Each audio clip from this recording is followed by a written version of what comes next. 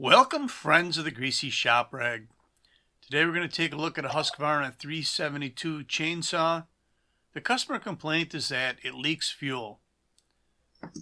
So we're going to look into the fuel tank here and pull that filter and line out and put a pressure gauge on it and see if the fuel line will hold 10 pounds of pressure.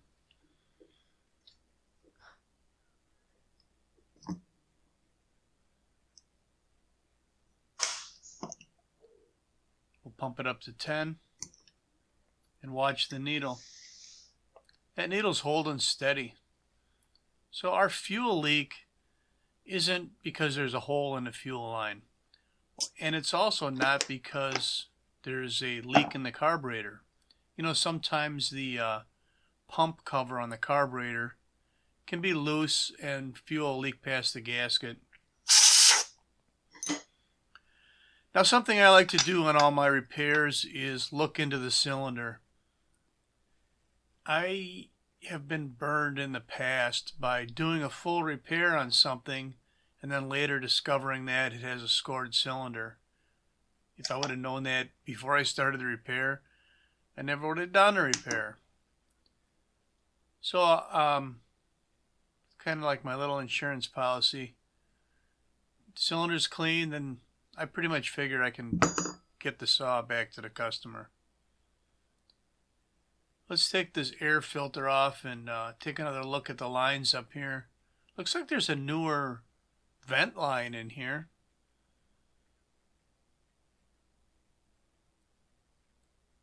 Before I do any more work inside this carburetor area, I want to get some of this sawdust out of the way.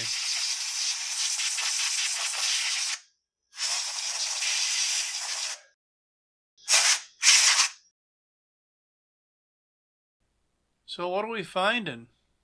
Not really anything. I mean, it looks dry up here. That pump cover screw is tight.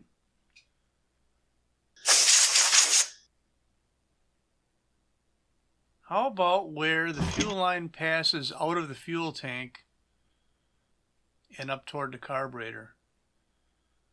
And as I look in there at the top of the tank, I can see that it is wet. So his fuel leak is the seal of the hose to the tank. It's just the hose is just pressed through the hole in the tank, and that's how it seals. There's no additional grommet or anything special like that. So we're going to replace the fuel line. Now, doing this, you notice there's not a lot of room between the tank and the crankcase there below the carburetor. We pried our fuel line off and we're going to unscrew this anti-vibe mount. It's going to allow us to separate this tank, you know, a little bit. If we gain a half an inch or something like that, that's all I really need. Now, certainly there's other ways to do this. You can take the tank further off of the machine. To me, this works just as well. The tool that I'm using here, I think, is called an exhaust clamp spreader pliers or something like that. I kind of modified it to do this job here. And it's going to allow me enough room to get in there and do what I have to do. First, I want to clean the area, because if I'm going to push a new fuel line through there, I don't want it to scoop up any dirt on the way through. So I got all the debris blown out of the way, and we'll just pull that old fuel line right out. Now, a closer look at the fuel line, and you can see where it passed through the tank. And it's just an old line. It's starting to get stiff. The seal wasn't very good. And it was enough that fuel would leak past it.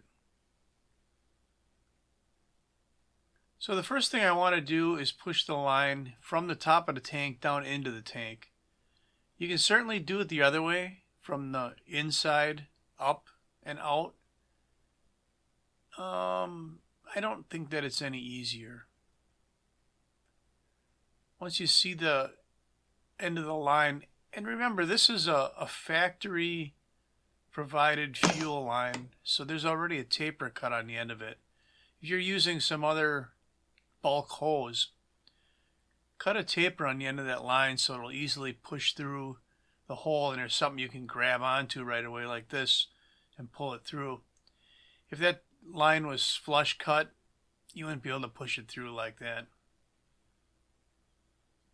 So now that it is through, we will flush cut it, and then we can put our filter on there. So you want to make sure you have enough line in the tank so that the filter can lay on the bottom or on the side if you tip the saw, and also enough line to push up through here and connect to the carburetor. So now what I'm doing is I'm putting my little pen light in the hole that the fuel line has to pass through. So when I look from in between above the tank, I can see the light shining through and just guide the hose right toward the light. For me, it's the easiest way to find where that opening is to push the fuel line through. And once it's through, just grab it with the pliers and pull it the rest of the way through. Again, there's a taper on this end of the fuel line. It makes it easier to grab it.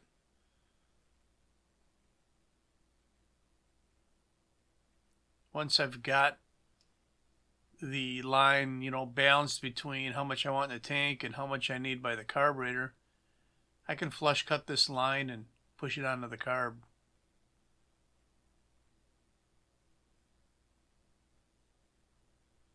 Just be careful if you're going to use the pliers like this that you don't pinch the line so hard you put a pinhole in it.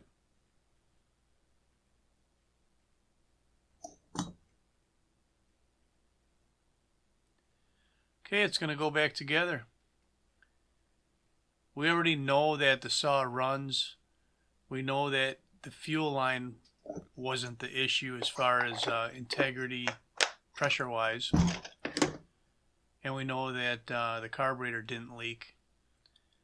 So we're just going to put some fuel in here and make sure that the seal is good between the tank and the line. Fire it up once just to make sure it's good to go. And ship it. So that's all I got for you on the Husqvarna 372 fuel line replacement. Thanks for watching. Later.